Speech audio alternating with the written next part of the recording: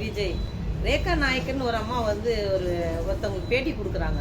அவர் எங்க போறாரு, யார் கூட போறாரு, எதுக்கு போறாரு, எப்படி போறாரு, அவர் கையில என்ன வச்சிருக்காரு, அவர் என்ன போட்டிருக்காரு. தமிழ்நாட்டு மக்களுடைய வரி பணத்துல காரை ஓட்டி போற அந்த கார்ல இன்னொருத்தர் வீட்டுக்கு போகும்போது நாங்க கேள்வி கேட்க கூடாதுன்னா அப்ப நாங்க ஓட்டு போட மாட்டோம். மொத்த பேர் தடுத்து என்ன பண்ணி நீ சொன்ன யாருமா கேக்குது? நீயே உன் பேச்ச கேட்க மாட்டே பொழுது.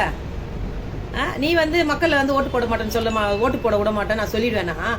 எப்படியாப்பட்டவங்களாம் சொல்லி கேட்காத ஜனங்க நீ வந்து சொல்லிதான் நாங்க ஆடிட போகுது எல்லாம்.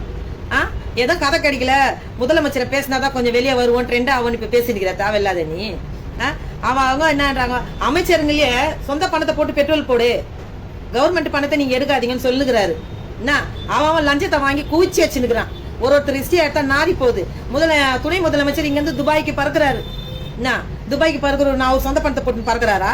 இல்ல அதுக்கு துபாய் கூட சொந்த பணத்தை போடணும். இங்க இருந்து இதுக்கு போகணும்ல ஏர்போர்ட்டுக்கு, அது எந்த கார்ல போறாரு? எந்த பிசினஸ் டீலிங்க்கு போறாரு அவரு? விஜய் முதலமைச்சர் போறாராம் கார்ல. இப்ப இதுக்கு அவ்வளவு கஷ்டமாயிடுச்சா இந்த அம்மாவுக்கு? எதனா பேசணும்ன்றதுக்கு பேசாதீங்கம்மா. என்ன பேசணுமோ அதை பேசுங்க, அறிவுபூர்வமா பேசுங்க. நாட்டுக்கு என்ன தேவை அதை பேசுங்க. நாட்டுக்கு தேவையில்லாத கதையை பேசாதீங்க. அது சொல்றது கூட நான் யார் வீட்டுக்கோ போறாரா, நீயும் அவரை பாத்துங்கிற யார் வீட்டுக்கு போறாருன்னு. உன் வீட்டு வேலையை நீ பாரு.